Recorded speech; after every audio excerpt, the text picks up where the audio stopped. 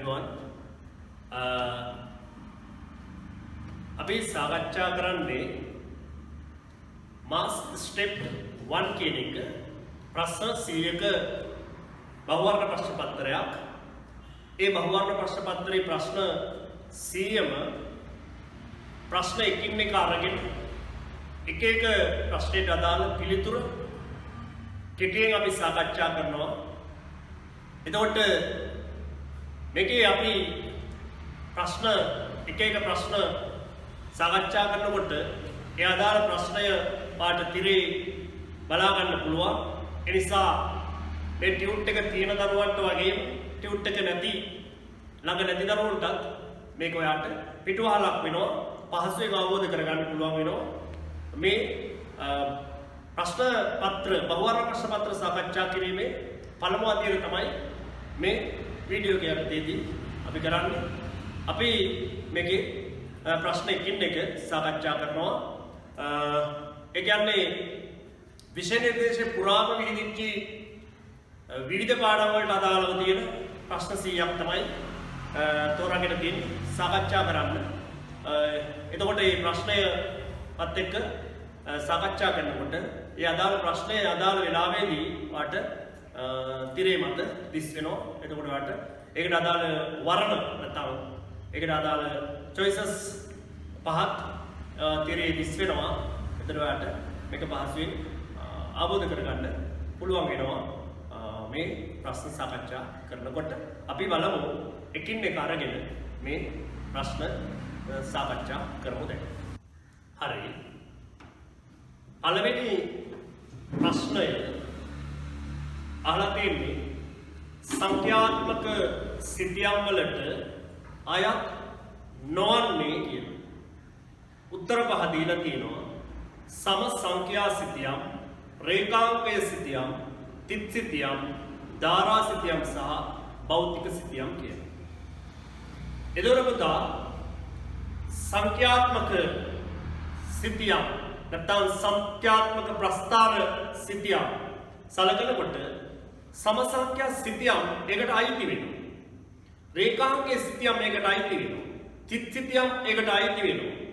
ධාරා සිතියම් ඒකට අයිති වෙනවා. හැබැයි භූමියේ තියෙන විවිධ බහු විෂමතා ලක්ෂණ වලට අමතරව පවතින වගුරු බිම්, කඩලාන, එවත් නැත්නම් ගංගා, ඇලදොල මේ ආදී භෞතික ලක්ෂණ නිරූපණය වෙන ඒවා අපි සලකන්නේ නැහැ සංඛ්‍යාත්මක සිතියම් වලට අයිති කියලා. ඒ නිසා මේ ප්‍රශ්නේදී පිළිතුර විදියට සලකන්නේ පස්වෙනි පිළිතුර භෞතික සිතියම් කියන එක. එතකොට සංඛ්‍යාත්මක සිතියම් වලට අයිති නොවන්නේ භෞතික සිතියම්.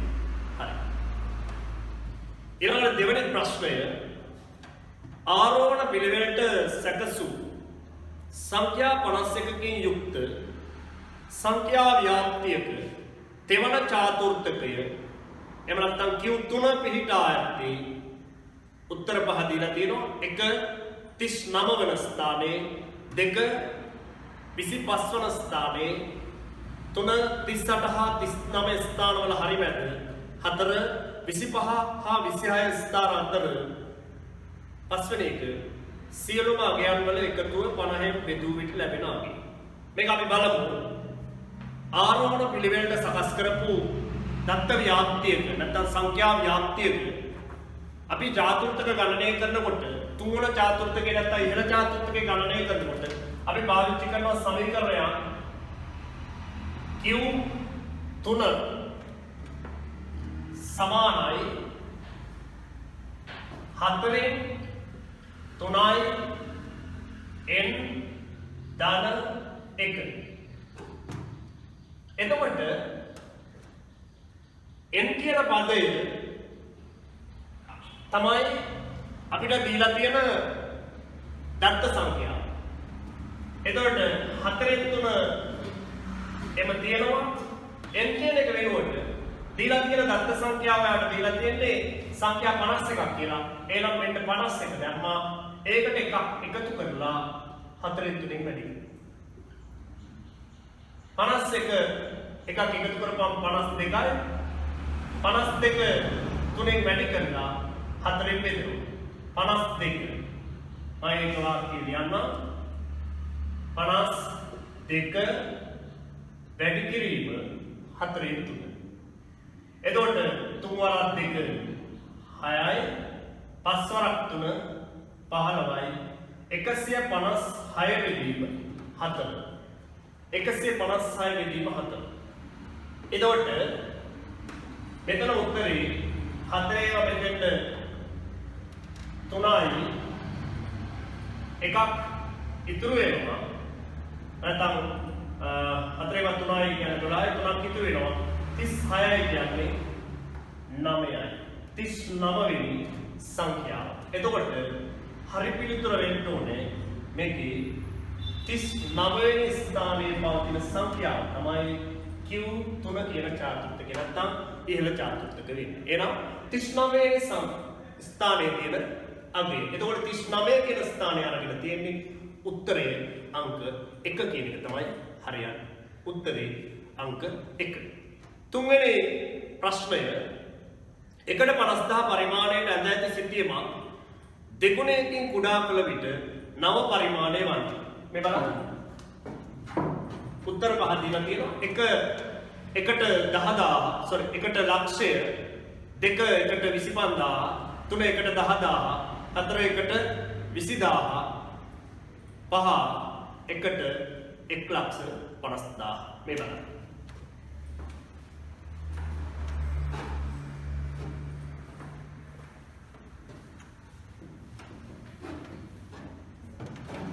එකට 50,000 පරිමාණයට ඇඳ ඇති සිතියමක් දෙගුණයකින් කුඩා කළ විට නව පරිමාණය. මේ බලන්න. මම පොදුවේ කියලා දෙන්න මෙන්න මෙහෙමයි. අපි ගමු සෙන්ටිමීටර් දෙකක් දිග සහ පළල තියෙන සිතියම් කොට. සෙන්ටිමීටර් 2යි සෙන්ටිමීටර් 2යි. මේ දීලා තියෙන සිතියම් කොටුව අපි හිතමු එකට 50,000 සිතියම් කොටුව. එතකොට එක සෙන්ටිමීටරයකින් සෙන්ටිමීටර් 50,000 කියන්නේ එක සෙන්ටිමීටරයකින් කිලෝමීටර් භාගයයි. එතකොට ඔයාලට පේනවා මෙතන සෙන්ටිමීටරයකට කිලෝමීටර් භාගයයි, මෙතන සෙන්ටිමීටරයකට කිලෝමීටර් භාගයයි, කිලෝමීටර් භාගයයි කියන්නේ සම්පූර්ණ කිලෝමීටර් ගණන කිලෝමීටර් 1යි. සෙන්ටිමීටර් වශයෙන් ගත්තොත් නම් 2යි. මෙතනත් ඒ විදිහමයි සෙන්ටිමීටර් 2ක් තියෙනවා. සෙන්ටිමීටර් 2යි කියන්නේ කිලෝමීටර් වලින් ගත්තොත් 1යි. එතකොට 1යි 1යි. එක් වරක් 1. එක් වරක් 1. එක් වරක් 1 वर्ग किलोमीटर 1. හැබැයි සෙන්ටිමීටර උත්තරේදී දෙවරක් 2 4යි කියන්නේ वर्ग सेंटीमीटर 4යි. ඒ කියන්නේ හැම වෙලේම 1/50000 සිතියමක वर्ग सेंटीमीटर 4කට वर्ग किलोमीटर 1ක් නිරූපණය වෙනවා. ඒ කියන්නේ वर्ग सेंटीमीटर 4ක් කියන්නේ वर्ग किलोमीटर 1ක සිතියම් කොටසක් නිරූපණය වෙනවා. දැන් මේ ප්‍රශ්නේ හැටියට මෙහෙම ඇඳලා තියෙන සිතියමක් දෙගුණයකින් කුඩා කරපුවාම නව පරිමාණයක් මොකක්ද කියලා. මේකෙදි පුතා මතක තියාගන්න අපි කුඩා කරන්නේ භූමිය නෙවෙයි සිතියම. එතකොට භූමිය නෙවෙයි සිතියම. එතකොට ඔයා බලන්න මෙන්න මේකෙදි මම කිලෝමීටර් ගණන වෙනස් කරන්නේ නැහැ. කිලෝමීටර් ගණන වෙනස් කරන්න බෑ අපිට. එහෙනම් අපිට වෙනස් කරන්න වෙන්නේ සෙන්ටිමීටර ගණන. ඒ කියන්නේ දෙගුණයකින් කුඩා කරන්න වෙනවා. ඒ කියන්නේ සෙන්ටිමීටර දෙකක කොටසක් දෙගුණයකින් කුඩා කරන්න වෙනවා. මෙන්න සෙන්ටිමීටර දෙකක කොටසක් දෙගුණයකින් කුඩා කරපුවාම 1 සෙන්ටිමීටරයි. මේ පැත්තට දෙගුණයකින් කුඩා කරපුවාම 1 සෙන්ටිමීටරයි. ඒ කියන්නේ සෙන්ටිමීටර එකක් දිග සෙන්ටිමීටර එකක් පළල සිතියම් කොටුවක් බවට පත් වෙනවා. හැබැයි කිලෝමීටර ගණන වෙනස් වෙන්නේ නැහැ. किलोमीटर 1යි කිලෝමීටර් 1යි. දැන් බලන්න. 1 කිලෝමීටරයක් දැක්වෙනවා 1 සෙන්ටිමීටරයකින්. ඒ කියන්නේ 1 සෙන්ටිමීටරයකින් 1 කිලෝමීටරයයි. මේක තව විදිහකින් කිව්වොත් 1 සෙන්ටිමීටරයකින් කිලෝමීටර එකක් කියන්නේ සෙන්ටිමීටර වලින් ගත්තොත් සෙන්ටිමීටර ලක්ෂයක් වෙනවා. සෙන්ටිමීටර ලක්ෂයක් වෙනවා. ඒකේ අදහස තමයි එකකින් ලක්ෂයක් සෙන්ටිමීටර දැක්වෙනවා. ඒ කියන්නේ නව පිළිතුර වෙන්නේ දෙගුණයකින් කුඩා කරපුවාම අගය වෙන්නේ එකට ලක්ෂය කියන අගය. දැන් බලන්න එකට ලක්ෂය තියෙන්නේ කොතනද කියලා. එකට ලක්ෂය කියන්නේ පළවෙනි පිළිතුර. එනම් මේකේ තුන්වෙනි ප්‍රශ්නෙට අදාළ පිළිතුර එකට ලක්ෂය කියන එක. එනම් උත්තරාංක 1 පැහැදිලි. දැන් බලමු අපි හතරවෙනි ප්‍රශ්න. හතරවෙනි ප්‍රශ්නය.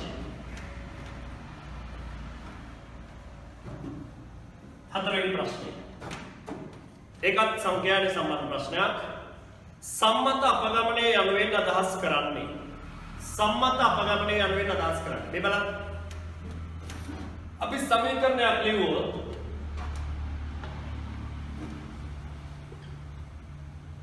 සිග්මා x ऋण x बार विधीम n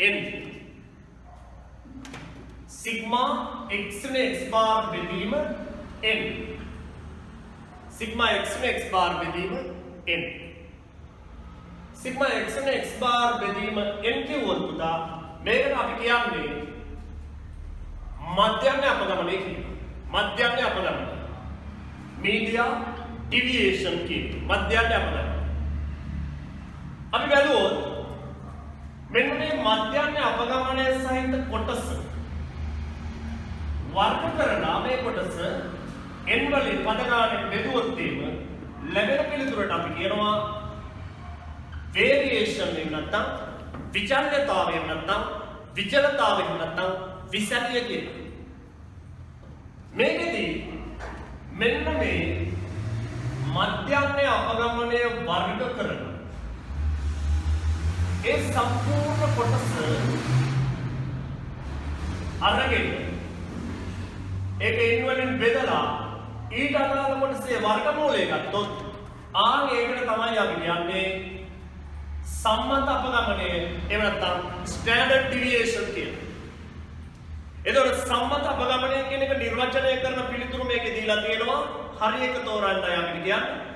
දත්ත ව්‍යාප්තියක මධ්‍යන්‍යයේ සිට ඇති අපගමනයන්ගේ වර්ගයේ වර්ගමූලය කියනවා. 2 තෙවන ජාතෘත්වකය හා පළමු ජාතෘත්වක අතර වෙනස කියනවා. 3 සංඛ්‍යා ව්‍යාප්තියක මධ්‍යන්‍යයේ වර්ගය කියනවා. 4 දියති දත්තවල මධ්‍යස්ථයේ සිට අපකිරණය වී ඇති ආකාරය කියනවා. ඊට කිසිවක් නොවේ කියනවා. නෑ මේකේ පිළිතුරක් තියෙනවා. ඒ තමයි බලන්න. දත්ත ව්‍යාප්තියක මධ්‍යන්‍යයේ සිට ඇති අපගමනයන්ගේ වර්ගයේ වර්ගමූලය. එනම් පිළිතුර වෙන්නේ අංක 1. මේක තව විදිහකින් කිව්වොත් විචලතාවයේ වර්ගමූලය. ඒ කියන්නේ සම්මත අපගමනය කියන්නේ විචලතාවයේ වර්ගමූලය කිව්වත් එකයි මධ්‍යන්‍ය අපගමනයන්ගේ වර්ගයේ වර්ගමූලය කිව්වත් එකයි. එනම් උත්තරේ අංක 1. ඊළඟට බලමු පස්වෙනි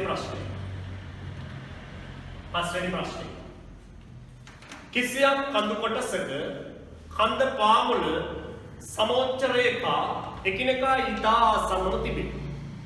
කන්ද මුදුනට යන විට ක්‍රමයෙන් සමෝච්ච රේඛා අතර පරතරය වැඩි වන්නේ නම් එම බෑවුම අප හොඳට අහගන්න. කිසියම් කඳු කොටසක කන්ද පාමුල සමෝච්ච රේඛා එකිනෙක ඉතා ආසන්නව තිබේ. කන්ද මුදුනට යන විට ක්‍රමයෙන් සමෝච්ච රේඛා අතර පරතරය වැඩි වන්නේ නම් එහි බෑවුම වන්නේ. මේ බලන්න.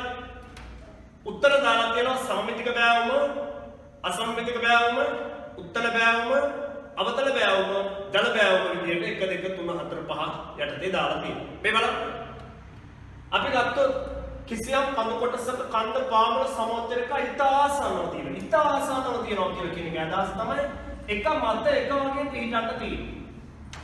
එහෙනම් අපි මෙතනින් දැම්මොත් එහෙම මේක මීටර් 100 නම් මේක මීටර් 200 නම් මේක මීටර් 300 නම් මේ කොටසේ තියෙන මොහොර බෑම ඊළඟ බලන්න කන්ද මුදුනට යන විට සමෝච්චරයක අතර පරතරය වැඩි වෙනවා මුලදී හෙමින් දුරස් වෙලා උඩටම යනකොට සමෝච්චරයක අතර පරතරය වැඩි වෙනවා ආයෙත් ගන්න දේ තමයි සමෝච්චරයක එක මත එක ඉත ආසන්නව පිහිටනවා නම් ඒක මොහොර බෑවුම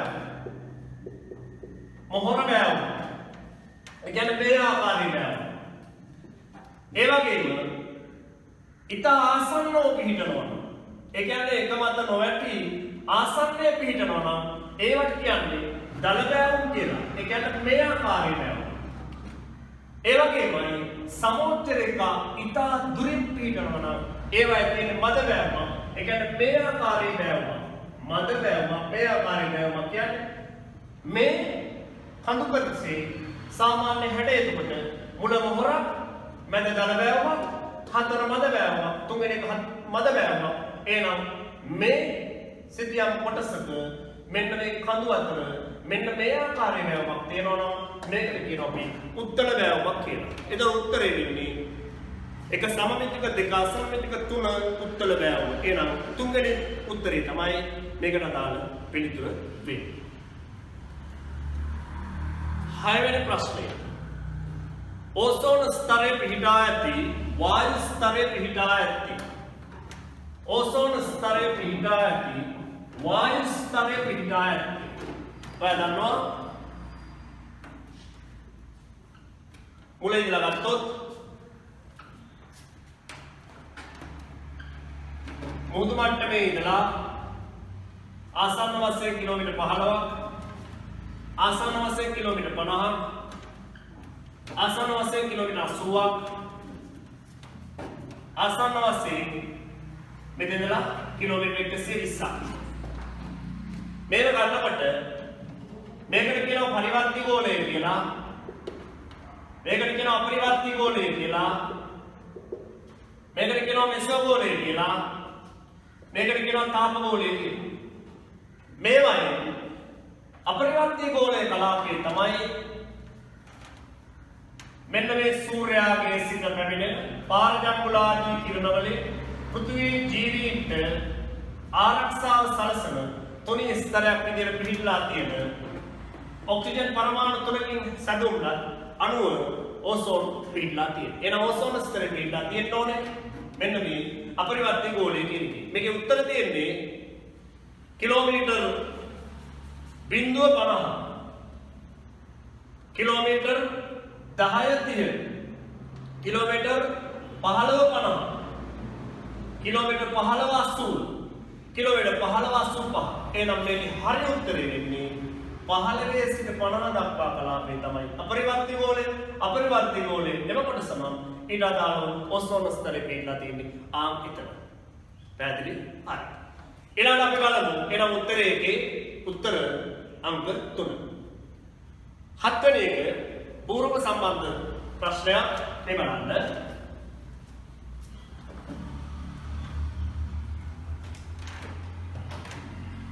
पूर्व संबंध प्रश्न हत्वेनी A Barker capital B Inselberg capital C Morene යන බෝරූප වල සම්බන්ධ ක්‍රියාවලිය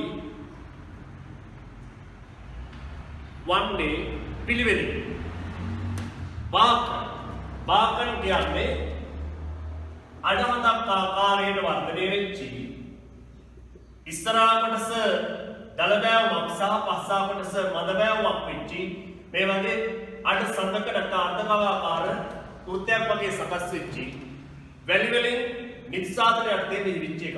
එහෙනම් සුළගේ නිදිසාධනය තමයි බාකන් හෙවත් අඩ සඳ වැලි වැටි බිහි වෙලා තියෙන්නේ. දෙවෙනි එක ඉන්සල්බර්ග් කියන එක ගත්තොත් ඉන්සල්බර්ග් කියන්නේ දැන් ඔය ඕස්ට්‍රේලියානු කාන්තාරවල වගේ ප්‍රදේශවල දකින්න තියෙනවා. ටිකක් හේතුආකාර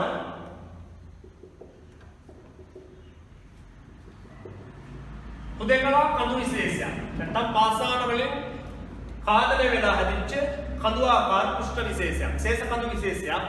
මේවට කියනවා අපි ඉන්සෙල්බර්ග් කියලා. එතකොට ඉන්සෙල්බර්ග් එක හැදිලා තියෙන්නේ සුළගේ කාදලින්. තුන්වෙනි එක C මොරේන. මොරේන කියලා කියන්නේ මහද්වීපික ග්ලැසියර් වල ප්‍රදේශවල වුණත් කඳුකර ග්ලැසියර් ප්‍රදේශවල වුණත් මේ හිම ජලය හිම කුට්ටිත් එක්ක ඒ භූමියේ කැඩිලා බිඳිලා ඉරිතලලා පුපුරලා ගියපු සුණු විසුණු වෙච්චි සුම්බුන් කොටස් රැගෙන ගිහිල්ලා තැම්පත් කරපුවා හැදෙන නිදි තැම්පතු වලට තමයි අපි කියන්නේ මොරේන කියලා. එතකොට මේක ඇති වෙන්නේ ග්ලැසියර් වල නිදි සාධනයේ යටතේ. එහෙනම් පිළිතුර එන්න ඕනේ මොරේන ගත්තොත් එහෙම තැම්පත් වෙච්චි වැලි මැටිරොන් වල ආදී දේවල්. එතකොට ඒක නිදි සාධනයේ හැදෙන්නේ ග්ලැසියර් නිදි සාධනයේ. මේක හැදෙන්නේ සුළං ආධනයේ. මේක හැදෙන්නේ සුළගේ නිදි සාධනයේ. එහෙනම් පිළිතුර එන්න ඕනේ පිළිවෙලට තියෙන්නේ වගේ. පළවෙනි එක එන්න ඕනේ සුළං නිදි සාධනය. දෙවෙනි එක එන්න ඕනේ සුළං ආධනය. තුන්වෙනි එක එන්න ඕනේ ග්ලැසියර් නිදි සාධනය. එහෙනම් උත්තරේ හරියටම අංක 1 කියන පිළිතුර තමයි උතන තියෙන්නේ. 8 වෙනි ප්‍රශ්නය වර්තමානයේ වලට ලෝකයේ ජනසංඛ්‍යාව වැඩිම රටවල් 5 පිළිවෙලින් දැක්වෙන්නේ. ඒක මම කෙලින්ම කිව්වොත් එහෙම වැඩිම ජනසංඛ්‍යාව ඉන්නේ චීනයේ, දෙවනට වැඩිම ජනසංඛ්‍යාව ඉන්නේ ඉන්දියාවේ, තුන්වෙනියට වැඩිම ජනසංඛ්‍යාව ඉන්නේ ඇමරිකා එක්සත් ජනපදයේ, හතරවෙනියට වැඩිම ජනසංඛ්‍යාව ඉන්නේ ඉන්දුනීසියාවේ, පස්වෙනියට වැඩිම ජනසංඛ්‍යාව ඉන්නේ බ්‍රසීලයේ. එනම් පිළිතුර හොයන්න එච්චර අමාරුවක් නෑ. චීනය, ඉන්දියාව, ඇමරිකා එක්සත් ජනපදයේ, ඉන්දුනීසියාව, බ්‍රසීලය කියන පිළිතුරු ඒ පිළිතුරු තියෙන්නේ උත්තර අංක 1 කියන එක තමයි හරියන්නේ. හරි. වයස් 9 වෙනි ප්‍රශ්නය වයස් අවුරුදු 15ට අඩු ජනසංඛ්‍යාව මුළු ජනසංඛ්‍යාවේ 22%ක් පමණ වන වයස්ගත වූවන්ගේ සංඛ්‍යාව 16%ක් පමණ වන ලදරු මරණ අනුපාතිකයේ 15ක් ගන්නවා ආයු අපේක්ෂාව ඉහළ මට්ටමක ඇති හායන ජනසංඛ්‍යා පිරමීඩයක් දක්නට ලැබෙන රට වනුයේ උත්තර 5 තියෙනවා. 1 කෙන්යාව, 2 ශ්‍රී ලංකාව, 3 ආජන්ටිනාව, 4 ස්වීඩනය, 5 ඉන්දියාව කියන එක. දැන් මේවල මේකෙදී අර මුලින් කියපු ප්‍රතිශත වටිනාකම් ගැන නෙවෙයි මේ වෙලාවේ හිතන්න ඕනේ හායන පිරමීඩයක් සහිත රට මොකක්ද කියන එක. දැන් කෙන්යාව ගත්තොත් ඒකේ තියෙන්නේ ප්‍රාථමික පිරමීඩය. ශ්‍රී ලංකාව ගත්තොත් ඒකේ තියෙන ප්‍රසාරණ පිරමීඩය. ආජන්ටිනාව ගත්තොත් ඒකේ තියෙන ස්ථාවර පිරමීඩය. ස්වීඩනය ගත්තොත් ඒකේ තියෙන හායන පිරමීඩය. පස්වෙනි එක ඉන්දියාව ගත්තොත් ඒකේ තියෙන ප්‍රසාරණ පිරමීඩය. එහෙනම් උත්තරේ අංක 4 ස්වීඩනය කියන රට තමයි වාගේ පිළිතුර වෙන්න ඕන. හරි. ඊළඟට අපි ගමු 10 වෙනි ප්‍රශ්නය. වෙරළක හරස් කර දැක්වෙන පහත රූප සටහනේ ABCD යන වෙරළක කොටස් පිළිවෙලින් දැක්වෙන්නේ. දැන් වෙරළක් ගත්තොත් වෙරළක හරස් කරක් ගත්තොත් වෙරළේ පිටුපස්සේ ඉඳලා වෙරළේ ඉස්සරහ දියම පැත්තට එනකොට අපි වෙරළක පහු කරන කොටස් කීපයක් මෙතන තියෙනවා. දඹේ කොටස මේ දක්වාම වැලිකට්පතු තැන්පත් වෙලා තියෙනවා. එතකොට මේ දඹේ කොටස සහිත වෙරළේ පිටිපස්සම තියෙන කොටස මේකට කියනවා අපි පෑඩ වෙරළ කියලා. මේකට කියනවා අපි මෑත වෙරළ කියලා. මේකට කියනවා අපි මොබ වෙරළ කියලා. මේකට කියනවා අපි ඔබ වෙරළ කියලා. එතකොට මේකේ පිළිතුරු අතරින් ABCD යන වෙරළක හරස් කරලා දැන් මේකට තමයි A දාලා තියෙන්නේ. මේකට තමයි B දාලා තියෙන්නේ. මේකට තමයි C දාලා තියෙන්නේ. මේකට තමයි D දාලා තියෙන්නේ. එතකොට පිළිතුර වෙන්න ඕනේ A කියන්නේ පෑඩ වෙරළ, B කියන්නේ මෑත වෙරළ, C කියන්නේ මොබ වෙරළ, D කියන්නේ ඔබ වෙරළ. පිළිතුරු එහෙම තියෙන්නේ පෑඩ වෙරළ, මෑත වෙරළ, මොබ වෙරළ, ඔබ වෙරළ කියන පිළිවෙලින් තියෙන්නේ උත්තර අංක 5. උත්තර අංක 5. ඊළඟට 11 වෙනි ප්‍රශ්නය. පස්සේ භෞතික ලක්ෂණයක් නොවන්නේ පාද සඳහන් ඒවායින් කුමක්? 1 වර්ණය, 2 වයනය, 3 ව්‍යුහය, 4 මහල් ආකාරය, 5 ආම්ලිකතාව. පසක භෞතික ලක්ෂණ කියන්නේ බැලූ බැල්මට අඳුරා ගන්න පුළුවන් ලක්ෂණ. ඒ කියන්නේ සාමාන්‍ය විදියට පස අල්ලලා බලනවා. ඒ නැත්නම් සාමාන්‍ය හැම බලනවා. අපිට බැලූ බැල්මට පේන ලක්ෂණ වල තමයි අපි කියන්නේ භෞතික ලක්ෂණ කියනවා. එතන මේකේ වර්ණය කියන එක අපිට එහෙම දකින්න පුළුවන්. එහෙනම් ඒක භෞතික ලක්ෂණ. වයනය කියන්නේ පාංශු කණිකාවේ විශාලත්වය. පස් කැටයක කුඩා කොටසට සයිස් එක. ඒක අපිට දකින්න පුළුවන්. එහෙනම් ඒකත් භෞතික ලක්ෂණ. ව්‍යුහය කියන්නේ පස් කැබැල්ලක් ගත්තාම මේ පස් කැබැල්ලේ සකස්ම එහෙම නැත්නම් හැඩයට අපි කියන ව්‍යුහය කියලා. ඒකත් භෞතික ලක්ෂණයක්. මහල්ලාකාරය කියන්නේ පාංශු පැතිකඩ. ඒ කියන්නේ පස්සේ මතු පිටේ ඉඳලා මව්පාසානේ දක්වා හරස්කඩට තමයි කියන්නේ මහල්ලාකාරයක දකින්න පුළුවන්. එහෙනම් ඒකත් භෞතික ලක්ෂණයක්. හැබැයි ආම්ලිකතාවය කියන එකට අපිට බැලුම් බැලමට හොයාගන්න බෑ. අපිට සිද්ධ වෙනවා pH පරිමාණයෙන් පරීක්ෂා කරලා ආම්ලිකතාවය හොයාගන්න. ඒ කියන්නේ ඒක ආම්ලික පසක්ද? ඒක බාස්මික පසක්ද? ඒක උදාසීන පසක්ද කියලා හොයාගන්න වෙනවා. ඒ වුණා ආම්ලිකතාවය කියන්නේ pH පරිමාණයෙන් පරීක්ෂා කරලා බලලා හඳුනාගත යුතු රසායනික ලක්ෂණ. එහෙනම් ඒක තමයි භෞතික ලක්ෂණ නොවෙන්නේ. උත්තරාංක 5 ආම්ලිකතාව කියන එක තමයි පිළිතුර. දොළොස්වෙනි එක ලදරු වර්ණ අනුපාතිකය සහ මාතෘ වර්ණ අනුපාතිකය රටක ප්‍රජා විද්‍යාත්මක තත්ත්වය නිරූපණය කරන කැඩපතක් ලෙස සැලකෙන්නේ. එතකොට රටක ලදරු වර්ණ අනුපාතිකය මාතෘ වර්ණ අනුපාතිකය මේවා රටක ඇත්තටම ගත්තොත් ඒව සංවර්ධන මට්ටම පවා නිරූපණය වෙනවා. ඒ රටේ තියෙන භෞතික ජීවන තත්ත්වය නිරූපණය වෙනවා. එතකොට මේක පිළිතුරු දීලා තියෙනවා මේක නිරූපණය කරන කැඩපතක් විදිහට සලකන්නේ ඇයි කියලා. එක දාලා තියෙන රටක සෞඛ්‍ය පෝෂණය අධ්‍යාපන මට්ටම ආදී මෙමගින් නිරූපණය කරන නිසා. දෙක ලදරු මරණ අනුපාතයක රටකට අභ්‍යවග්ඥ නිසා. තුන මාතෘ මරණ අඩු කර ගැනීමට සැලසුම් සැකසීමට හැකි නිසා. හතර ලදරු මරණ සඳහා හේතු සොයා ඒවා අවම කිරීමට හැකි නිසා. පහ සැලසුම් සැකසීමට යොදාගත හැකි නිසා.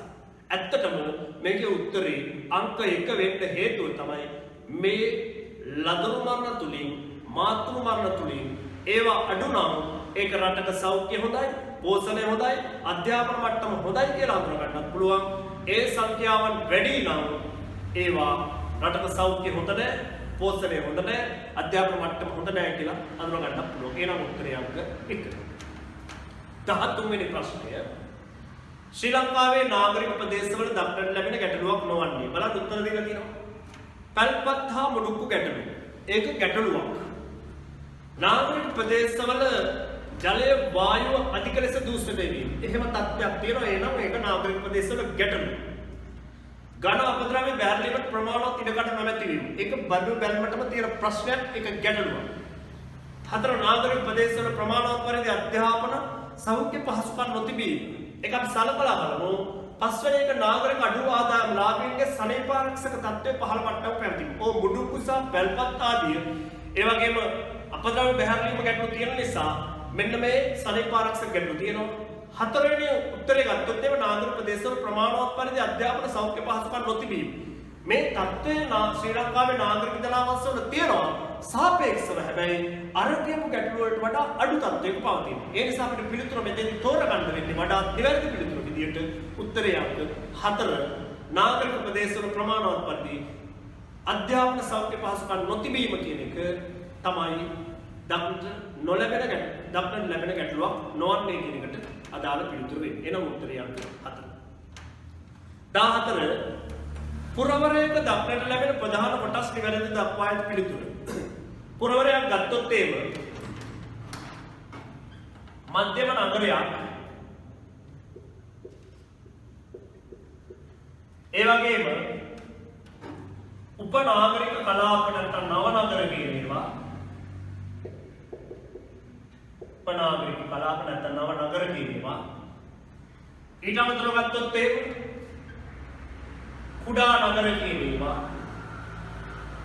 ඒ වටේට ග්‍රාමීය සහ නාගරික ලක්ෂණ සහිත ගැඹිරික එහෙම නැත්නම් ගැමි නාගරික කලාපයක් තියෙනවා.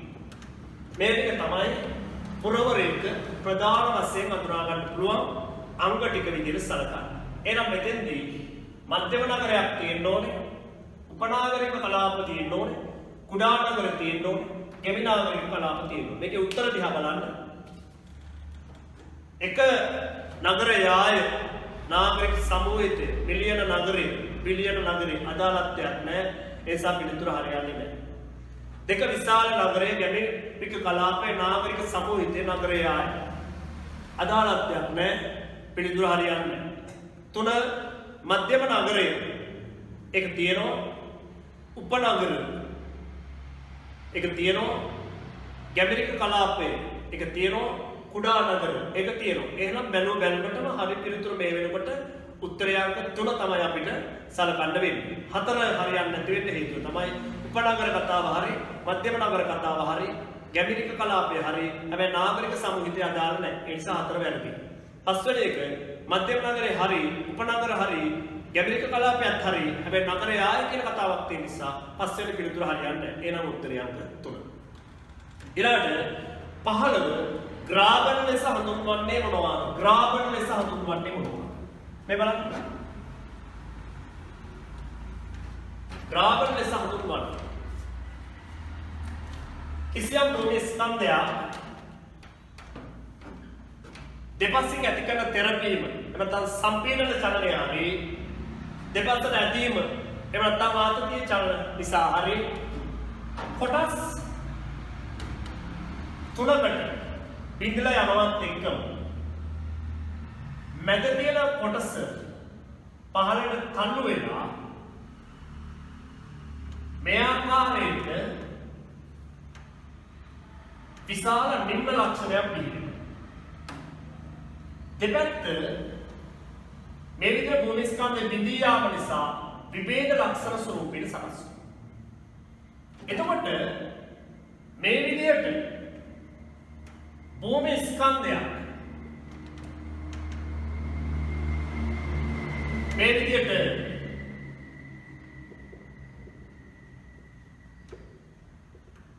දෙපස කොටස් සියන දෙසවිලා මැද කොටස පහළට ගමන් කරපු මේ වගේ භූරූප ලක්ෂණ වලට අපි කියන්නේ සුවිභේද නිම්නය එහෙම නැත්නම් සුවිභේදය. මේ සුවිභේද නිම්නයට එහෙම නැත්නම් සුවිභේදයට ජර්මන් භාෂාවෙන් අපි කියනවා ජර්මන් භාෂාවෙන් අපි ඔකට කියන්නේ ග්‍රාබන් කියලා. එහෙනම් සුවිභේද නිම්නයට කියන තව නමක් තමයි ග්‍රාබන් කියන්නේ. එහෙනම් බලන්න හෝස්ට් විභේදය නෙවෙයි සුවිභේද නිම්නය හරි. උත්තරය අංක 2. පිළිතුර අංක 2 තමයි හරියන්නේ. ඊළඟ එක 16 වෙනි ප්‍රශ්නය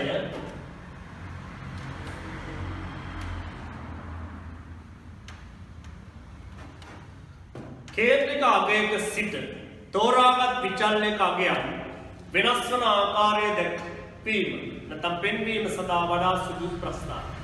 කේන්ද්‍රික අගයක් කියන්නේ එක්ක මධ්‍යන්නේ එක්ක මධ්‍යස්ථය නැත්නම් මාතේ. මෙදි ප්‍රධාන වශයෙන් මධ්‍යන්නේ සහ මධ්‍යස්ථයේ සිට දෙපස වෙනස් වීම. එහෙම නැත්නම් අපගමනයන් පෙන්වුම් කරන්න වඩා සුදුසු ප්‍රස්තාරය තමයි අපගමන ප්‍රස්තාර කියන්නේ. මේකේ පිළිතුරු වල තියෙන්නේ ප්‍රතිශතක තීරු ප්‍රස්තාරය, 2 අපගමන තීරු ප්‍රස්තාරය, 3 සැසඳුම් තීරු ප්‍රස්තාරය, 4 සංයුක්ත තීරු ප්‍රස්තාරය, 5 ද්විත්ව තීරු ප්‍රස්තාරය. උත්තරේ අංක 2 අපගමන තීරු ප්‍රස්තාරය තමයි වඩා සුදුසු නිවැරදි පිළිතුර. 17 ලෝකයේ දිගින් වැඩිම සහ පළලින් වැඩිම ගංගාව. මේක ඔය පොඩි කාලේ ඉඳලා දන්න එකක්. දිගින් වැඩිම ගඟ නයිල් ගඟ, පළලින් වැඩිම ගඟ ඇමසන් ගඟ. උත්තරය අංක 1. 18 150,000 සිද්ධියක මිලිමීටර් 4ක පළලින් යුතු ගංගාවක පළල සැබෑ භූමියේදී පළල වන්නේ. හරි. 150,000 සිද්ධියක මිලිමීටර් 4ක පළලක ගංගාවක සැබෑ භූමියේ පළල. මේ බලන්න. අපි ගමු. ගංගාවක් තියෙනවා. මේ ගංගාවේ සිද්ධියේදී මෙතන පළල මිලිමීටර් 4යි. ස්ථිර පරිමාණය 150,000. අපෙන් අහන්නේ මේ මිලිමීටර් 4ක් පළල වෙච්ච මෙන්න මේ ගඟේ ඇත්තම පළල මීටර් කීයද කියලා. මෙන්න හොයාගන්න විදිහ. පරිමාණය තමයි 1 සෙන්ටිමීටරයකින් සෙන්ටිමීටර් 50,000. ඒක තව විදිහකට ලියුවොත් 1 සෙන්ටිමීටරයකින් මීටර් 500. ඒක තව විදිහකින් ලියුවොත් 1 සෙන්ටිමීටරයක් කියන්නේ මිලිමීටර වලින් ගත්තොත් 10ක්. මිලිමීටර 10ක් මීටර් 500ක් කිව්වත් එකයි. මේකම තමයි මේ විදිහට එනවා. ඒ කියන්නේ මිලිමීටර් 10ක පළලකින් මීටර් 500ක් දැන් වෙනවා. මිලිමීටර් 10ක මීටර් 500යි. එහෙනම් අපිට හොයාගන්න පුළුවන් 1 මිලිමීටරකින් කොච්චරද කියලා. එහෙනම් මේකත් 10න් බෙදනවා මේකත් 10න් බෙදනවා. 10ට 10 ඒවා එකයි. ඒ කියන්නේ මිලිමීටර් එකකට මීටර් ගත්තොත් 50යි. එකකින් 50යි. එහෙනම් එකකින් 50යි නම් අපිට 4කින් හොයන්න 4 වැඩි කරනවා 50යි. එතකොට මීටර් 200ක් අපිට එනවා. එහෙනම් මිලිමීටර් 4ක් කියන්නේ මීටර් 200ක පළලක්. බලන්න උත්තරේ මීටර් 400යි පළවෙනි උත්තරේ වැරදි. දෙවෙනි උත්තරේ මීටර් 200යි. ඒක හරි. එතනින් එහාට කියන්න දෙයක් නැහැ. රයිට්. ඊළඟ එක 19 වෙනි ප්‍රශ්නය. 19 වෙනි ප්‍රශ්නය. එන්න.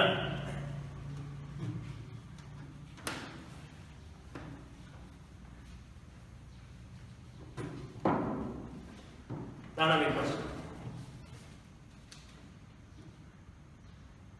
5, 6, 7, 8, 9 යන සංඛ්‍යා ව්‍යාප්තියේ විචලතාව වන්නේ. විචලතාව. මේ බලන්න. විචලතාව. විචලතාවය හොයන්න අපි පාවිච්චි කරන සමීකරණය v සමානයි සිග්මා x ඍණ x bar වර්ගය බෙදීම n. මේක තමයි විචලතාවය හොයන සමීකරණය. එතන අපිට දීලා තියෙන සංඛ්‍යාවන් ටික. මෙන්න දීලා තියෙන සංඛ්‍යාවන් x කියලා නම් තියෙන්නේ. දීලා තියෙන සංඛ්‍යා x 5 6 7 8 9. ඊට පස්සේ අපි මේක නොදන්නා පද අපි x කියන පද වලට අදාළ සංඛ්‍යා ටික දන්නවා. නොදන්නා පදයකට කියන x bar තියෙන. x bar කියන්නේ මධ්‍යස්ථ. එහෙනම් අපි මේක ඉස්සෙල්ලා හොයා ගන්න ඕන මධ්‍යස්ථ වටිනාකම. මධ්‍යස්ථ වටිනාකම හොයාගන්නේ මේ පේළියේ සංඛ්‍යා ටික එකතු කරන්න ඕනේ. සංඛ්‍යා ටික එකතුවට කියනවා සිග්මා x කියලා. සිග්මා x සමානයි 9යි 5යි 14යි 8යි 6යි 14යි 14යි 28යි 7යි 35යි. එකතු 35යි. සිග්මා x සමානයි 35යි. සිග්මා x සමානයි 35 නම් අපිට x bar හොයාගන්න x bar වලට සමීකරණය තමයි x bar සමානයි සිග්මා x බෙදීම n. එහෙනම් සිග්මා x අපි දන්නවා 35යි කියලා. n කියන්නේ පද ගාන 5යි. එහෙනම් අපි කරන්නේ 35 බෙදනවා 5ෙන්. එතකොට ලැබෙන පිළිතුර 7යි. ඒ කියන්නේ මධ්‍යස්ථ වටිනාකම x bar වටිනාකම මෙතන x bar වල වටිනාකම මම මෙතන ලියන්න x bar වල වටිනාකම සමානයි 7යි. අපිට x bar වටිනාකම අරගෙන අපි තීරුවක් එකතු කර ගන්නවා x bar 7යි කියලා. මෙන්න මෙතෙන් 7 දැම්මා. මෙන්න මෙතෙන් 7 දැම්මා. මම මෙතන මේ තියෙන 7 අයින් කරා. right. දැන් අපිට නොදන්න පදයක් තියෙන්නේ x න x bar. තනිපේලියක් විතර ගන්න. x න x bar කීයද කියලා අපි දන්නේ. එහෙනම් මෙන්න ගන්නවා x න x bar. x න x bar වටිනාකම ගන්නේ මේ සංඛ්‍යාව අඩු කරනවා. 5න් 7ක් ඍණ 2යි 6න් 7ක් ඍණ 1යි 7න් 7ක් බිංදුවයි 8න් 7ක් ධන 1යි 9න් 7ක් ධන 2යි. අපෙන් අහන්නේ මේ කොටස විතරක් තිබ්බනම් අපිට හොයාගන්න තිබුණ මධ්‍යස්ථ අපගමනේ. නමුත් අපෙන් අහන්නේ මධ්‍යස්ථ අපගමනේ නෙවෙයි විචලතාව. එහෙනම් අපිට තියෙනවා x න x bar කියන පේළිය වර්ග කරලා දක්වන්න පේළිය. එහෙනම් මෙන්න පේළියක් ගන්නවා x න x bar වල වර්ගය. එහෙනම් x න x bar කියන අගය අපි ගන්නවා 2යි මෙතන තියෙන අගය ඍණ 2යි. ඍණ 2 වර්ගය ඍණ උනත් ධන උනත් යම් කිසි සංඛ්‍යාවක් වර්ග කරපුවාම ලැබෙන පිළිතුර ධන අගයක්. ඍණ දෙවරක් ඍණ 2 4යි ඍණ එක් වරක් 1 1යි බිංදුවරක් බිංදුවයි එක් වරක් 1 1යි දෙවරක් 2 4යි. එහෙනම් මෙන්න පිළිතුර ලැබෙන දිනවා x න x bar වර්ගය අගයක්. මේ පේළියට අදාළව 4යි 1යි බිංදුවයි 1යි 4යි කියලා. එහෙනම් අපිට තියෙනවා මෙන්න මේ සම්පූර්ණ කොටසම x න x bar වර්ගය කියන සම්පූර්ණ කොටසම සිග්මා කරන්න. සිග්මා කරන්න කියන්නේ මේ පේන එකතු. ඒකට කියනවා සිග්මා x x bar වර්ගය සමානයි 4 1 5 4 1 5 5 5 10. මෙන්න මෙතෙන් ආව 10. මෙන්න එනවා මෙන්න මේ සමීකරණේ ඉරෙන් උඩ කොටසේ වටනාකම 10යි. දැන් අපි දන්නවා n වලගේ n කියන්නේ දීප පද ගන්න 5යි. දීප පද ගන්න 5යි. උඩ කොටසේගේ 10යි. 10 බෙදනවා 5යි. එතන ලැබෙනවා පිළිතුර දෙකක්. එනම් මෙන්න මේක තමයි විචලතාවය නැත්නම් විචලතාවය. බලන්න හරි පිළිතුර උත්තරේ දාලා තියෙනවා. පළවෙනි අංකයේ පළවෙනි උත්තරේට උත්තරේ 5 වැරදි. දෙවෙනි උත්තරේට 2 දාලා තියෙනවා. එහෙනම් හරි උත්තරේ අංක 2. උත්තරේත් අංක 2. ඒකට ලැබිච්ච අංකය අංක 2. right. එහෙනම් 20 වෙනි ප්‍රශ්න. මෙන්න බලන්න 20 වෙනි ප්‍රශ්න. මේක මම කියවගෙන යන්නම්. පහත සඳහන් ප්‍රකාශ අතරේ සාවද්‍ය ප්‍රකාශ. සාවද්‍ය කියන එකේ තේරුම වැරදි කියන එක. එහෙම නැත්නම් බොරු කියන එක. එහෙම නැත්නම් අසත්‍ය කියන එක තමයි සාවද්‍ය කියන එකේ තේරුම. එහෙනම් අපි බලනවා මේකේ සාවද්‍ය පිළිතුර නැත්නම් නිවැරදි නොවන පිළිතුර මොකක්ද කියලා. එහෙනම් දත්ත ව්‍යාප්තියකදී සංඛ්‍යා එකතු කොට දත්ත සංඛ්‍යාවෙන් බෙදීමෙන් මධ්‍යන්ත සොයන. හරිද ඒ කතාව? දත්ත ව්‍යාප්තියක දත්ත ටික එකතු කරනවා. ඒකට කියනවා සිග්මා x. ඒක බෙදනවා දත්ත සංඛ්‍යාව. එතකොට x බාර් එකවත් මධ්‍යන්ත ලැබෙනවා. ඒක ඇත්ත පිළිතුර. ඒ කියන්නේ ඒක සාවද්‍ය නෑ. එහෙනම් අපේ පිළිතුර ඒක නෙවෙයි. දෙවෙනි එක මාත්‍ය මධ්‍යස්ථ මධ්‍යන්ත කේන්ද්‍රික ප්‍රවණතා. ඇත්ත. මාත්‍ය මධ්‍යස්ථ මධ්‍යන්ත කියන්නේ කේන්ද්‍රික ප්‍රවණතා මිනු. ඒ කියන්නේ මේ දත්ත ව්‍යාප්තිය හකුළුවා දක්වන මිනු. එහෙම නැත්නම් ඒකට කියනවා අපි දත්ත ව්‍යාප්තියක සාරාංශ කොට දක්වන මිනු. ඒ කතාව හරි පිළිතුරක්. එහෙනම් අපිට ඒක අදාළව තෝරගන්න පිළිතුර නෙවෙයි. තුන්වෙනි එක දත්වල පැතිරීම විසිරීම විහිදීම වැඩි අවස්ථාවකදී වුවද කේන්ද්‍රීය ප්‍රවණතා මිනු භාවිත කිරීම යෝග්‍යයි.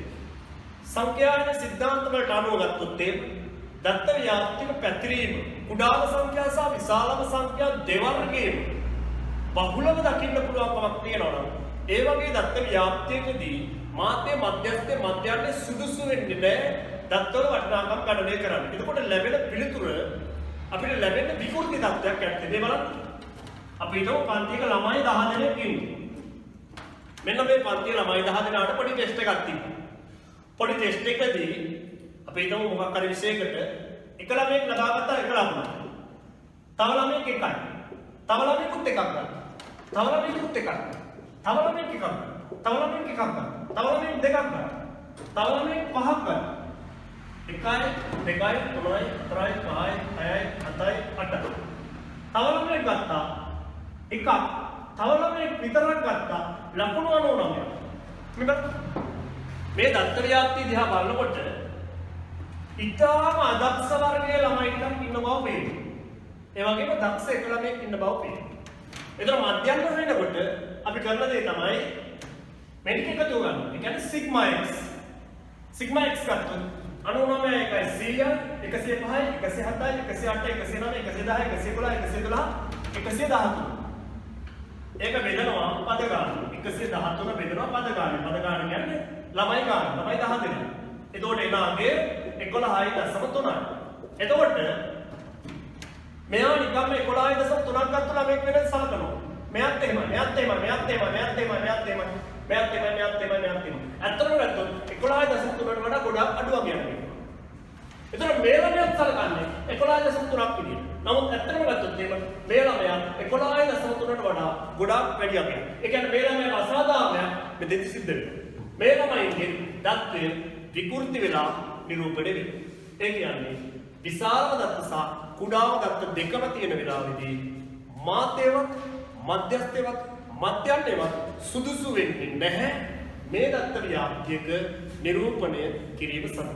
දැන් අපි ගත්තේ මාත්‍ය සුදුසු වෙන්නේ නැහැ. මාත්‍ය කියන්නේ වැඩිම වාර ගන්නක් කෙදිච්ච සංඛ්‍යාව. එහෙනම් එක කියන එක තමයි වැඩිම වාර ගන්නක් කිදුනේ. එතන කවුරු හරි කිව්වොත් මේ පන්තියේ ඉන්නේ අදක්ෂම ළමයි කියලා ඒක කියන්න බෑ. අර ළමයා ඉන්නවා. බැරි වෙලාවත් අපි ගත්තොත් එහෙම මධ්‍යස්ථයාගේ ගත්තොත් එහෙම අපි මේක ගණනය කරගත්තොත් ඒත් එකක් වගේ ඉන්නේ. ඒතර මධ්‍යස්ථානය තුලනොත් මේ පන්ති අදක්ෂයි කියන්න බෑ හේතුව අර ළමයා දක්ෂ නම් එක්කින්. ඒතර මේ සියලු දත්ත නිරූපණය නොවීමක් සිද්ධ වෙනවා. ඒ කියන්නේ මේකේ දුර්වලතාවය තමයි කුඩාම සංඛ්‍යා සහ විශාලම සංඛ්‍යා දෙකම තියෙන වෙලාවෙදී මාත්‍ය මධ්‍යස්ථ මධ්‍යස්ථ සුදුසු වෙන්නේ නැහැ කියන එකයි කියන්නේ. එහෙනම් පිළිතුර අංක 3 තමයි මේකේ අපි තෝරගන්නේ. ඒකේ 3 කියන්නේ ඒක සුදුසුයි කියලා. නමුත් සුදුසු නැහැ. බෑ. ඊළඟට 21 ඔගීවිය නිර්මාණය කිරීම සඳහා පදනම් කරගන්න. ඔගීවිය. උසස් පෙළ ඔයාගේ විෂය නිර්දේශයේදී ඔයා ගණනය කිරීම සඳහා වැඩි වශයෙන් අපි භාවිත කරන්නේ වැඩි ඔගීවිය කියන එක. ඔගීවිය. ඔගීවියේදී අපි නිරූපණය කරන්නේ මේ පැත්තට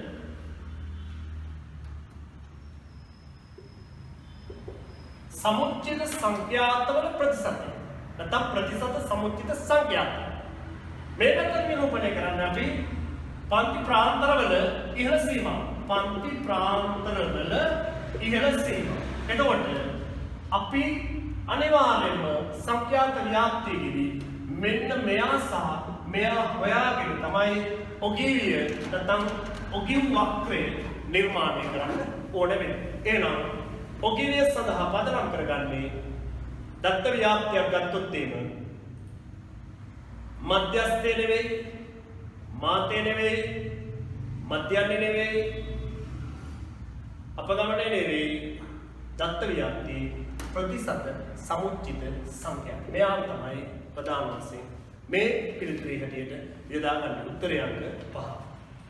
එතකොට මේ වෙනකොට අපි ප්‍රශ්න 20ක් සාකච්ඡා කරලා තියෙනවා. ඊළඟට අපි බලමු 21ක් අපි සාකච්ඡා කරලා තියෙනවා. 22 වෙනි ප්‍රශ්නය අපි බලමු. 22 වෙනි ප්‍රශ්නයට අදාළ පිළිතුර මොකක්ද කියලා. හරි. 22. මේ බලන්න. 22 වෙනි ප්‍රශ්නය සංගහනය හා නියති අතර ප්‍රධාන වෙනස්කම. දැන් පුතා අපි ගත්තොත් එහෙම සංඛ්‍යානයේදී අපි සමීක්ෂණය එනත්තම් නිරීක්ෂණය බඳුන් කරන සමස්ත ශේෂ්ත්‍රය තමයි සංගහනය කියන්නේ. රටක ගත්තොත් එහෙම ජන සංඛ්‍යාව ඒක අපේ සංගහනය. අපි හිතුවොත් එහෙම මේ සංගහනයෙන් සීමිත පිරිසක් තෝරාගෙන ඒ ඔස්සේ එයාලගේ අදාළ වෙන යම් යම් දත්ත ලබා ගන්නවා. ආවේ තෝරගන්න කොටසට අපි කියනවා නියතියක් කියලා. ඒ කියන්නේ සමස්ත කොටස තමයි සංගහනය තෝරගන්න කොටස තමයි නියතිය. මේකේ බලන්න පිළිතුර සංගාහනය තුළ අදාළ සියලුම එකක ඇතුළත් වුවද නියතිය තුළ ඇතුළත් වන්නේ සංගාහනයෙන් තෝරාගත් ඒකක කීපයක් පමණි. පිළිතුර ඒක තමයි උත්තරේ අංක 1. දෙවෙනි පිළිතුර හරියන්නේ නැති වෙන්න හේතුව තමයි සංගාහනයට වඩා නියතිය හැම විටම විශාලයි කියන එක. ඒක වැරදි. තුන්වෙනි එක හරියන්නේ නැති වෙන්න හේතුව නියතියක් අධ්‍යයනය කිරීමට වඩා සංගාහනය අධ්‍යයනය කිරීම පහසුයි. නෑ නියතිය අධ්‍යයනය කිරීම පහසුයි. සංගාහනය කියන්නේ ලොකු කොටස ඒක අධ්‍යයනය කරන්න ටිකක් කාලය වියදම වැඩි. 4 සංගාහනය අධ්‍යයනයට වඩා නියතිය අධ්‍යයනය වැඩි පිරිවැයක් දරීම. ඒකේ අනිත් පැත්ත. 5 ඒත කිසිවක් නොවේ කියලා තියෙනවා. නමුත් පළවෙනි පිළිතුර තමයි හරි පිළිතුර. right. 23 පෘථිවි ව්‍යුහය සමන්විත වන්නේ 15 සිට. පෘථිවි ව්‍යුහය සමන්විත වන්නේ 15 සිට. පෘථිවි ව්‍යුහය කියන්නේ පෘථිවිය සකස් 15 ගත්තොත් එහෙම යටම තියෙන අභ්‍යන්තර හරය ඊට උඩින් තියෙන බාහිර හරය ඊට උඩින් තියෙන පහළ ප්‍රාවරණය ඊට උඩින් තියෙන ඉහළ ප්‍රාවරණය. ඒ කියන්නේ යටම තියෙනවා අභ්‍යන්තර හරය ඊට උඩින් තියෙනවා බාහිර හරය ඊට උඩින් තියෙනවා පහළ ප්‍රාවරණය ඊට උඩින් තියෙනවා ඉහළ ප්‍රාවරණය උඩින්ම තියෙනවා කබොඩ. එහෙනම් බලන්න පිළිතුර මොකක් වෙයිද? හරය පළවෙනි පිළිතුර දාන්න හරය ඇතුළත හරය ප්‍රාවරණය සහ පෘෂ්ඨය කියන්නේ කපලෙන්. දෙවෙනි එක තියෙනවා හරය ප්‍රාවරණය පෘෂ්ඨය සීමා වැරදි. තුන ඇතුළත හරය එක හරිය. පිටත හරය එක දැක්දාරි. ප්‍රාවරණය මේ දෙක එකට අරන් තියෙනවා පෘෂ්ඨය එක හරිය. එතකොට මේකේ හරිය උත්තරේ වෙන්නේ ඇතුළත හරය නැත්නම් අභ්‍යන්තර හරය. බාහිර හරය. මේ ප්‍රාවරණ දෙකම එකට අරගත්තාම ප්‍රාවරණය කියන පොදුවේ කපල හේවත් පෘෂ්ඨය. උත්තරේ අංක 3 කියන එක තමයි හරිය. එන උත්තරය අංක 3. 24 තටිතල කිදා වසින කලාපය පිහිටා ඇති. තටිතල කිදා වසින කලාපය පිහිටා ඇති. තටිතල කිදා වසින කලාපය පිහිටා ඇති. මේ බලන්න. තටිතල කිදා වසින කලාපය.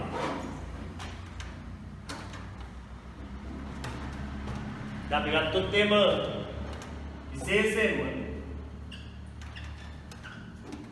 මහද්වීපික තැටියකුයි සාගරික තැටියකුයි මේක මහද්වීපික තැටිය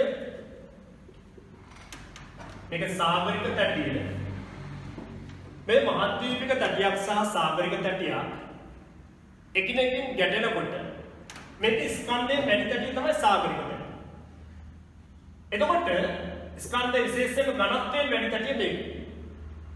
මේ ඝනත්වයෙන් මේක ස්කන්ධයෙන් වැඩි වෙන්න පුළුවන්. නමුත් ඝනත්වයෙන් වැඩි තැටිය මේක. මේ ඝනත්වයෙන් වැඩි තැටිය මේ ඝනත්වයෙන් අඩු තැටිය ගැටෙනකොට මේ තැටිය ඉදිරි කොටස බිඳගෙන මේ තැටිය පහළට ගමන් කරනවා. මේ වගේ තැන් වලට අපි කියන්නේ තැටි කිදා වසින කලාප. සමහර අවස්ථා තියෙනවා දෙන්නම මහද්වීපික තැටි වෙන අවස්ථාවලදී තැටි කිදා වසින්න පුළුවන්. හැබැයි 99%කට වඩා තැටි කිදා වසින කලාප ඇති වෙන්නේ මහද්වීපික තැටියක් සහ සාගරික තැටියක් ගැටෙන තැන්වලදී. පැහැදිලි? දැන් බලන්න පිළිතුරු තියෙනවද කියලා. එකිනෙක ගැටෙන මහද්වීපික තැටිතල අතරේ මම කිව්වා වගේ තියෙන්න පුළුවන්. හැබැයි 100ක් විතර එහෙම තියෙනවා. දැන් 2004 සුනාමිය ඇති වෙනකොට ඒකෙදි ගැටුනේ බුරුම තැටිය කියන්නේ මහද්වීපික තැටියක් කුඩා තැටියක්. ඒ වගේම ඉන්දෝ ඕස්ට්‍රේලියානු තැටියේ කාලේ ඒකත් මහද්වීපික තැටියක්. එතනදී තැටි කිදා වැසීමක් සිද්ධ වුණා. ඒ ඔස්සේ තමයි සුන්ඩා ආදී කෙනෙක් නිර්මාණය වුණේ. ඒක කලාතුරකින් වෙන එකක්. දෙක එකිනෙක ගැටෙන මහද්වීපික තැටිතල සහ සාගරික තැටිතල අතර. ඇත්තටම කතාව 99%කට වඩා එකිනෙක ගැටෙන මහද්වීපික තැටිතල සහ සාගරික තැටිතල අතර තමයි මෙන්න මේ තැටිතල කිදා වැසීම කියන එක සිද්ධ වෙන්නේ. ඒ නිසා උත්තරේ වෙන්නේ අංක 2 තියෙන එක. ඊළඟ එක ඩේවිසියානු පාදක චක්‍ර සංකල්පය යන බෝධාංශය. විලියම් මොරිස් ඩේවිස් දක්වන විදියට බෝරූප නිර්මාණය සිද්ධ වෙනකොට හැම බෝරූපයක්ම එයා කියනවා ව්‍යුහය ක්‍රියාවලිය සහ කාලයේ ප්‍රතිඵලයක් කියනවා. ඒ නිසා එයා කියපු විදියට උත්තරේ තියෙනවා ව්‍යුහය ක්‍රියාවලිය හා කාලයේ ප්‍රතිඵලයක් නම් උත්තරේ අංක 3 විදියට තියෙනවා. මේ කාලය කියන වෙනත වචනයක් පාවිච්චි කරන අවස්ථාව කියනවා. එහෙනම් කොහෙද තිබ්බනම් ව්‍යුහය ක්‍රියාවලිය සහ අවස්ථාව කියලා ඒත් හරි මේ පිළිතුරු පහේ එකක් නෑ.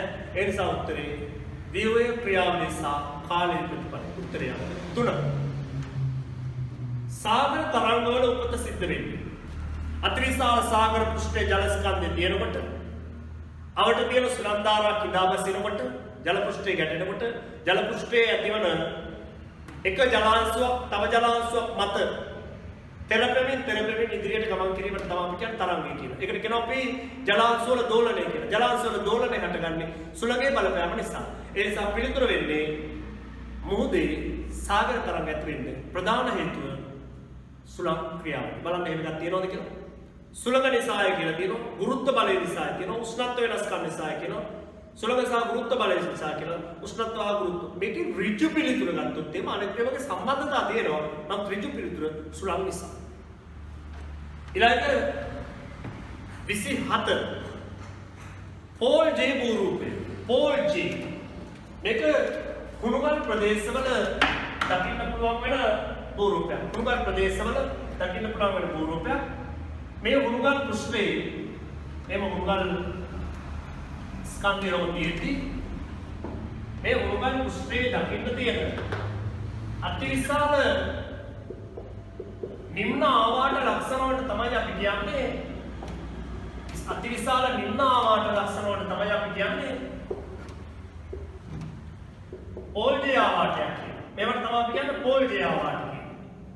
මේ පෝල්ජේ ආවාට කියන එක ඇතුළේ උරුගල් ප්‍රදේශවල බොරුපයක් තියෙනවා. එහෙනම් මේකේ තියෙන පිළිතුරු වලින් ගංගා ක්‍රියාවලියේ ප්‍රතිඵලයක් නැහැ. මොහොත තරංග ක්‍රියාවලියේ ප්‍රතිඵලයක් නැහැ. සුලංකාද එහෙම නැහැ. බහුගත ජල ක්‍රියාවේ ප්‍රතිඵලයක් ග්ලැසියර් පාදයේ ප්‍රතිඵලය. ඇත්තම කතාව හතරේ උත්තරේ බහුගත ජල ක්‍රියාවේ ප්‍රතිඵලය. 28 වැල්ල මත මුහුදු තරංග දමා ගැසීමත් යල්ලි වැල්ල මතින් පහළට ගලා යාමත් හඳුන්වන්නේ. ඔව්. වැල්ල මත තරංග ගැසීමට කියනවා අපි පෙරපහර කියලා. වැල්ල මතින් පහළට ආපහු ගලා යාමට කියනවා පිලිසෝදාව කියලා. උත්තරේ නම් අංක මේකේ තියෙන විදිහට පෙරපහර සහ පිලිසෝදාව අංක දෙක පිළිතුර හරියනවා. 29 ගංගාව කුරුද අවස්ථාවේ ක්‍රියාත්මක වන ප්‍රධාන ප්‍රතිඵලය. ගංගාව කුරුද අවස්ථාව කියන්නේ බෑවුම ඉතාම අඩු තැනිතලා භූමියක් තියෙන. ගංගාවේ ගලන වේගය ඉතාම අඩුයි. ඒ නිසා මේකේ අරයි යන ද්‍රව්‍ය තැම්පත් කිරීම වැඩි. ඒ නිසා ගංගාව කුරුද අවස්ථාවේ ක්‍රියාත්මක වෙන්නේ ගංගා නිම්නයේ වැඩිපුරම නිදි සාධනයේ හෙවත් ද්‍රව්‍ය තැම්පත් කිරීම. උත්තරය අංක 5. 30 උණුගල් ගුහාවක අපිට ලැබෙන භූරූප. පැතුලිත හා ලැබුණත කියන්නේ පෘථිවිය ආක්‍රාන්ත ක්‍රියාවලිය නිසා ඇති වෙන භූරූපයක්. කිරිගරුඩ හා පැතුලිත කියන ගත්තොත් එහෙම කිරිගරුඩ කියන්නේ උණුගල් විපරීත කරන්නට ලක් වෙලා ඇති වෙච්ච භූරූපයක්. නැත්නම් ඒකේ වාසානයක්. පැතුලිත කියන්නේ ආක්‍රාන්ත භූරූපයක්. කිරිලම සහ හිරිටම කියන්නේ උණුගල් ගුහාවල අභ්‍යන්තරයේ ඉහළ සිට පහළට ඇති වෙන ඒවට කියනවා අපි නිදි සාධන යටතේදී හිරිලම කියලා පහළ සිට ඉහළට වර්ධනය වෙනවට කියනවා හිරිටම කියලා. එහෙනම් උත්තරේ උණුගල් ගුහාවක අපිට ලැබෙන්නේ හිරිලම සහ හිරිටම කියන එක තමයි. පැහැදිලි. ඊළඟට 31 වෙරළ කාදනය සිද්ධ වෙන්නේ. මෙතන වෙරළ කාදනය කියන එක අදහස් කරන්නේ බෝරුප ක්‍රියාවලිය යටතේ සිද්ධ වෙන වෙරළ කාදනය කියන එක. එතෙන් සලකලා බලන්න ඕනේ. රයිට්. එතකොට නැත්නම් පරිසර හායන යටතේ මිනිස් ක්‍රියාකාරකම් වලින් වෙරළ කාදනයක් සිද්ධ වෙනවා. නමුත් මෙතෙන්දී අපි වෙරළ කාදනය සලකලා බලන්නේ බෝරුප ක්‍රියාවලියට අදාළව. මෙතෙන් තියෙන මුහුදු මට්ටම වෙනස් වීමෙන් සිදුවන පාසාන ජීර්ණයෙන්ලු පිළිසෝදාවේ අවසානයේ අනුතීර ගසාගෙන යාමෙන්ලු මුහුදු ජලයේ රසායනික ප්‍රතික්‍රියාවෙන් පාසාන ජීර්ණය වෙන්නු හතර තරංග ක්‍රියාවලිය වගේ පාසාන ඛණ්ඩනය කිරීම හා අනුතුරු ඇත්තම සිද්ධ වෙන්නේ තරංගවල පෙරපහර මගින් භූමිය බිඳලා දාලා පිළිසෝදාව යටතේ ඒවා කොටස් නැවත අරන් යනවා. එතකොට වෙරළ කාදනය සිද්ධ වෙනවා. එහෙනම් වෙරළ කාදනය කියන්නේ තරංග ක්‍රියාවලිය මගින් පාසාන ඛණ්ඩනය කිරීම හා අනුතුරු ඒවා ඉවත් කිරීම. උත්තරය අංක 4. 32 ක්‍රිස්තු වර්ෂ 1 වන විට ලෝක ජන සංඛ්‍යාව දල වශයෙන් ක්‍රිස්තු වර්ෂ 1 වන විට ලෝක ජන සංඛ්‍යාව දල වශයෙන් ගත්තොත් එම් මිලියන 300ක්. එනම් උත්තරය අංක 5. 33 වෙනි එක ආසියාවේ නාගරික ප්‍රතිශතය අධිකම රට 100ක් ආසියාවේ නාගරික ප්‍රතිශතයක් තියෙනවා සිංගප්පූරුවේ. ඊට අමතරව මෑත කාලේදී අපි හඳුනගන්න හොංකොං, ඊට අමතරව චීනයේ ස්වාධීන කලාපයක් වෙන මැකාව්. දැන් හොංකොං ගත්තොත් චීනයේ ස්වාධීන කලාපයක්, මැකාව් ගත්තොත් චීනයේ ස්වාධීන කලාපයක්. ඒ දෙකත් 100ක් නාගරිකයන්ට වෙච්ච ප්‍රදේශ. නමුත් ලෝකයේ ඉස්සෙල්ලාම 100ක් නාගරිකයන්ට වෙච්ච නාගරික ප්‍රතිශතය අධිකම වෙච්ච 100ක් වෙච්ච ප්‍රදේශය තමයි සිංගප්පූරුව කියන රට. උත්තරය අංක 4. 34 වෙනි එක ජලයේ සෑදී ඇත්තේ. ජලයේ සෑදී ඇත්තේ ජලයේ සෑදීලා තියෙන්නේ ජලය කියන්නේ H2O हाइड्रोजन දෙකයි ඔක්සිජන් එකයි. හයිඩ්‍රජන් පරමාණු දෙකකට ඔක්සිජන් එක පරමාණුවක් එකතු වෙලා ඇති වෙච්ච අණුවක් තමයි අපි කියන්නේ ජලය කියලා. මේ බලන්න ඔක්සිජන් පරමාණු දෙකක්. ඒක වැරදිද එතකොට? දෙක ඔක්සිජන් පරමාණුවක් හා හයිඩ්‍රජන් පරමාණු දෙකක්. උත්තරේ හරි. උත්තරේ අංක 2 කියන එක තමයි හරියන්නේ. හරි. 35 වෙනි ප්‍රශ්නය විද්‍යාත්මක පදනමකින් සිතියම් නිර්මාණය කිරීම සඳහා අවශ්‍ය පදනම මුලින්ම ඇති කළේ. ලෝකයේ සිතියම් ගත්තොත් එම නිර්මාණය වීම මැටි බෝරුවල එහෙම නැත්නම් ලී දඬුවල පැපිරස් කොළවල ඔය මෙසොපොතේමියාව බැබිලෝනියාව වගේ ප්‍රදේශවල සිද්ධ වුණාට ලෝකේ ඉස්සෙල්ලම ගණිතමය ආකාරයෙන් සිතියම් නිර්මාණය වීම ආරම්භ වෙන්නේ ඉරටොස්තිනිස් කියන පුද්ගලයා. මේ ඉරටොස්තිනිස් කියන්නේ ග්‍රීක ජාතිකයෙක්. එයාගෙන් පස්සේ තමයි ලෝකේ විද්‍යාත්මක පදනමකින් සිතියම් නිර්මාණය වීම ආරම්භ වෙන්නේ. මේකේ තියෙන පිළිතුරු අතර එතකොට රෝම ජාතිකයන් නෙවෙයි දෙක ග්‍රීක ජාතිකයන්. උත්තරයන්ක දෙක ග්‍රීක ජාතිකයන් කියන උත්තරය. 36 වෙනි ප්‍රශ්නය නිර්මාණය කරන ලද සිතියමක අනිවාර්යයෙන්ම තිබිය යුතු අංගයක්. ඒ කියන්නේ සිතියමක් ගත්තොත් ඒ මූලාක්ෂර සිතියමක අනිවාර්යයෙන්ම තියෙන්න ඕන කියනවා මෙන්න මේවා. කඳු වැටි තියෙන්න ඕනද එහෙම? දැන් සමහර ප්‍රදේශ තියෙනවා කඳු වැටි නැති ප්‍රදේශ. ඒතකොට මේ සිතියමේ අන්තර්ගත වෙන්නේ නැහැ. එතකොට ඒකේ තර්කයක් නැහැ. ඒ නිසා ඒක වැරදි. ගංගා නැති ප්‍රදේශයක සිතියමේ ගඟවල් නැහැ. ඒතකොට ඒක අනිවාර්යයෙන් තියෙන්න ඕනේ නැහැ. වටරාමුවක්. සිතියමක වටරාමුවක් තියෙනවා.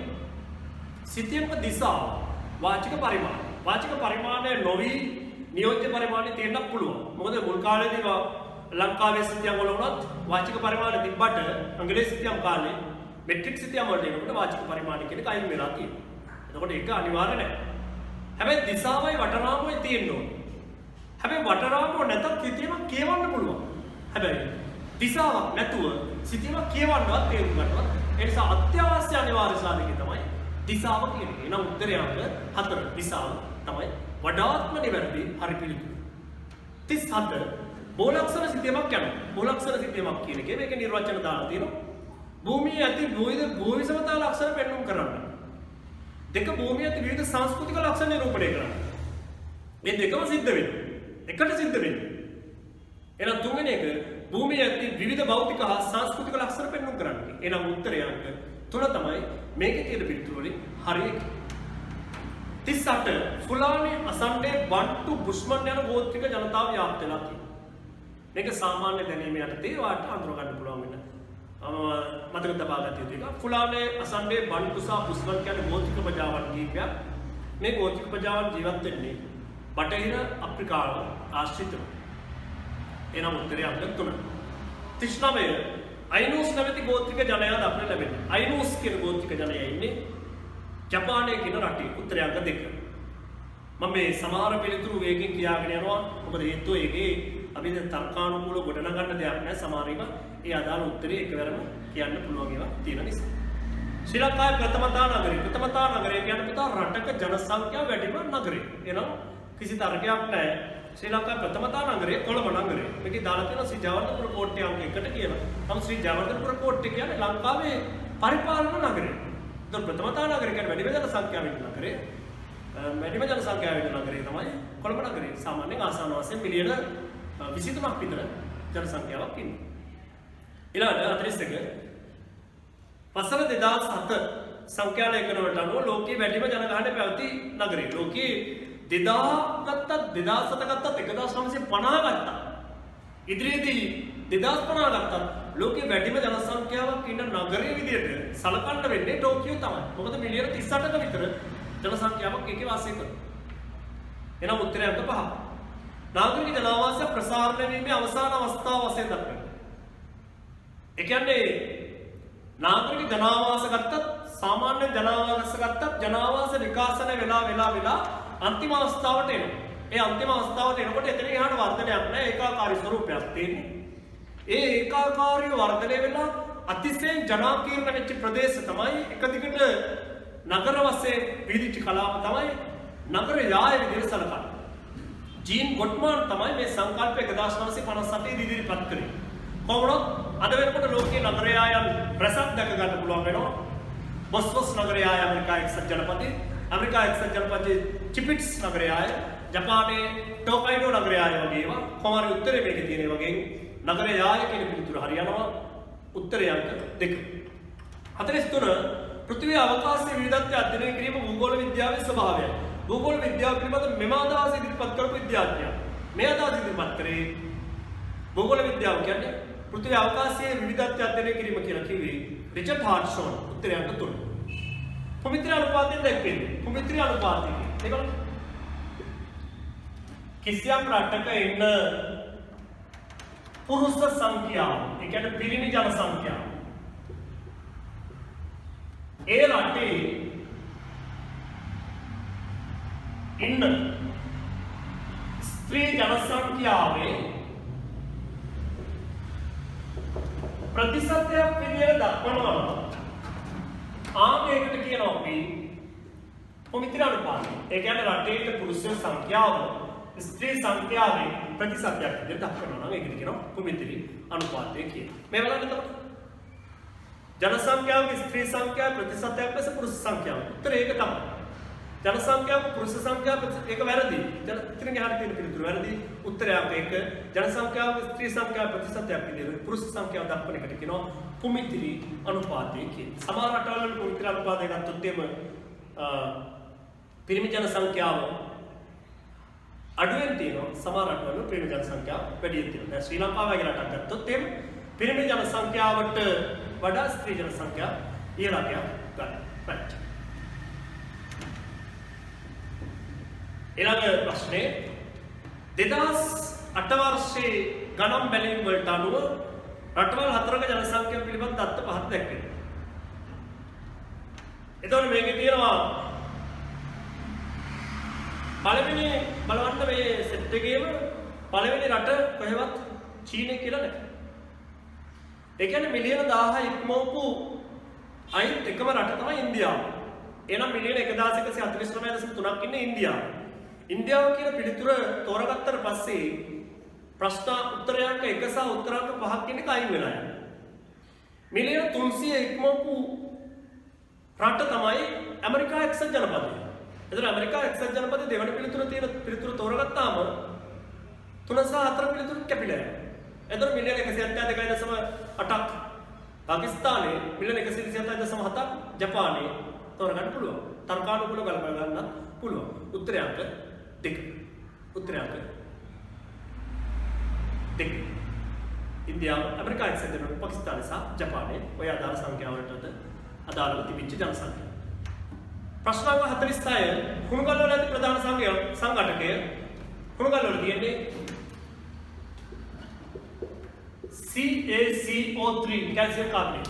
උත්තරය අංක 3.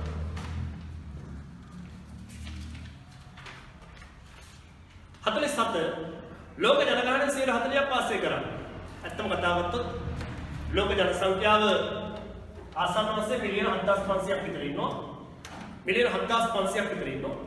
ඒකේ චීනයේ මිලියන 1300ට වඩා ඒ වගේම ඉන්දියාවෙත් මිලියන 1300ට ආසන්නව ඉන්නවා.